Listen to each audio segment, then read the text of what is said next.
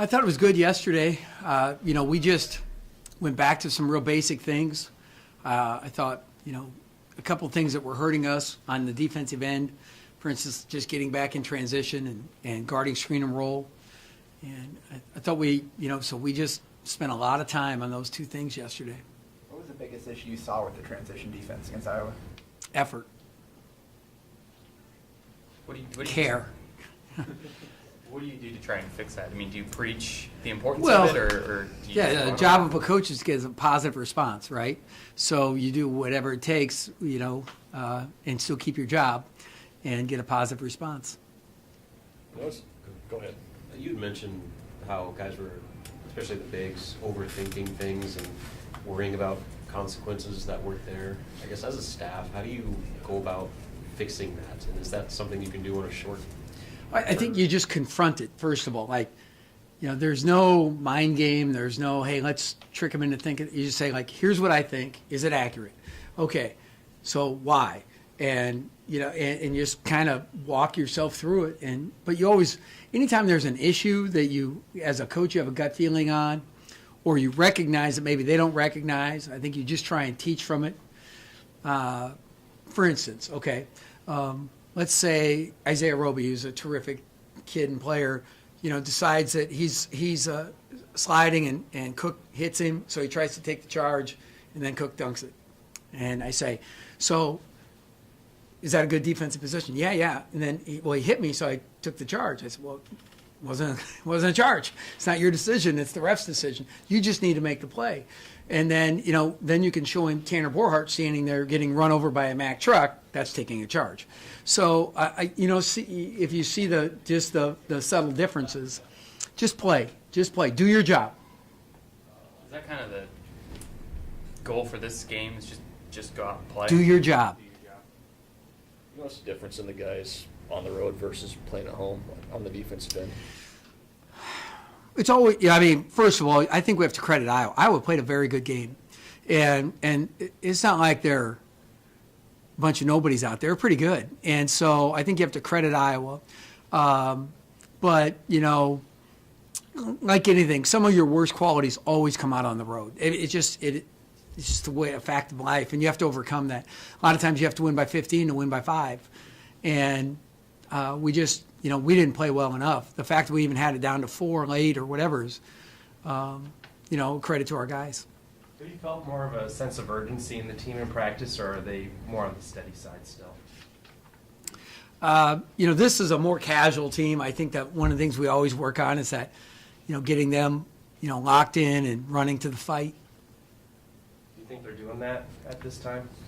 They did yesterday in practice. It's like they said they were angry in last week, and I said, well, we need to stay angry. I don't think we stayed angry.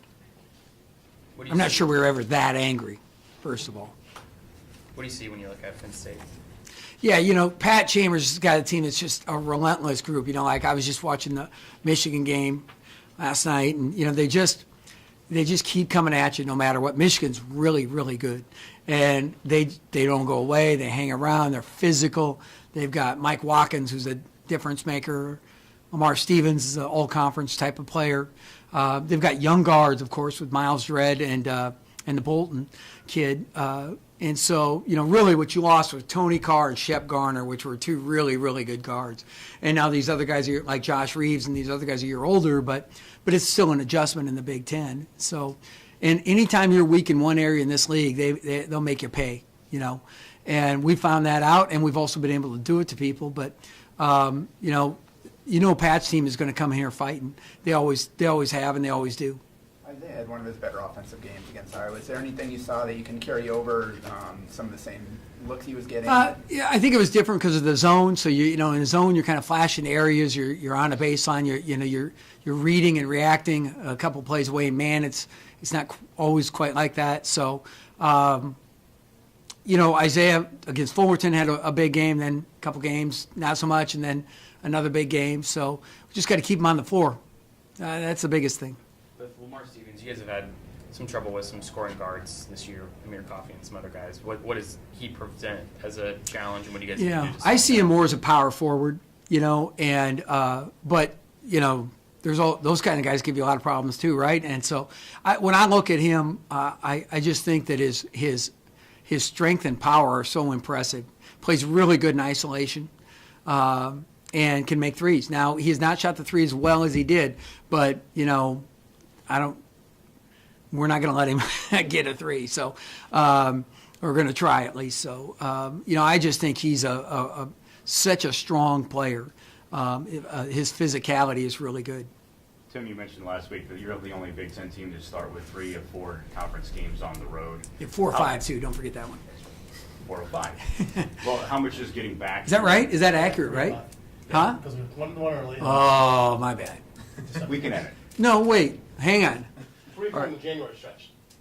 So 3 of 4 in the January stretch. So technically 4 of our first 6 on the road. I got you. Go ahead. What? No, getting back to home after just playing on the road so consistently to start Big Ten play, how much can that maybe give you guys a sense of comfort and then hopefully get things pointed in a good direction? Yeah, well, the one thing you can't take for granted is that, we're going to win at home. We're at home. And I think that's the number one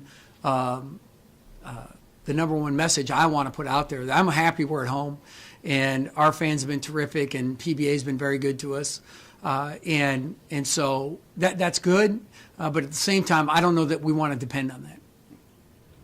Coach, one of the strengths of this team appeared to be, at least in the kind of middle of the season against teams like Oklahoma State and Southwest Minnesota State, was the success of the free throw line. But the past couple of games, it hasn't been quite at that level. What do you think the reason for that is? Well, anytime you go on the road, it's harder to get to the foul line. But I thought against Iowa, I think we were 20 for 26. That's pretty good on the road. But they shot 32, and you can't lose that battle that way. Usually just that aggressiveness, when you get ahead and you can get teams in foul trouble early, now you get into their bench, they might be a little more likely to foul. I just think it's your ability to get there early in each game. And then you got to make them. Our numbers have been solid, not atrocious, knock on wood, but it seems like we have timely misses. And what's interesting is we have a couple different like free throw games and events that we do as a team that make each guy have to make a free throw for the other guy. And you want to put pressure on them and stress them out a little bit. But at the same time, you don't want them overthinking it. And we've usually done pretty well, but it's kind of interesting that the same guys that maybe struggle at times in practice are the same guys that may struggle. So you just got to talk to them, tell them to relax, and, a free throw is a closed skill. It's not a competitive environment, man. You just got to get up there and do it. What's the challenge of knowing when you want to go to the 1-3-1 and when you want to stay with the man and trying to switch that throughout a game? Yeah, well, it was out of necessity the other night against Iowa. And you don't like any zone when you've got a guy like Jordan Bohannon that can get going in the long range. He's got range and he can really shoot it. So any zone, he can just stand a little further away than you can get to and knock it down. I think it's just a gut feeling, or we might have lineups we like that we're going to zone.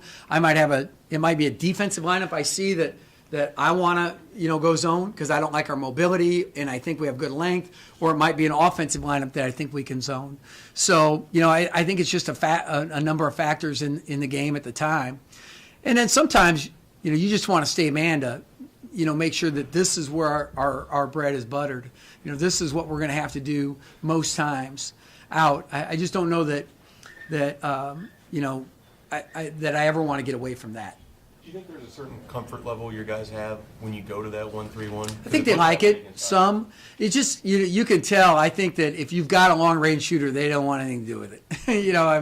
They don't want to give up threes, but they also know there's some different things. And what's odd is that the 1-3-1 really is to take away the lane. It's so strong up the middle, and there's nowhere to drive on it. So it's a great against the penetrating teams and stuff like that.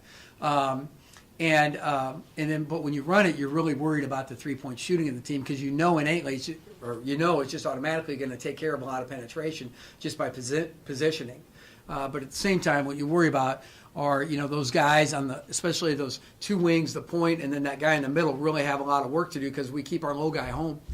And but you've got to be able to understand what the rules are and where to go. And I thought what hurt us the other night is just a steady diet of any one thing, and then Bohannon got going 2 out of 3 possessions, I think.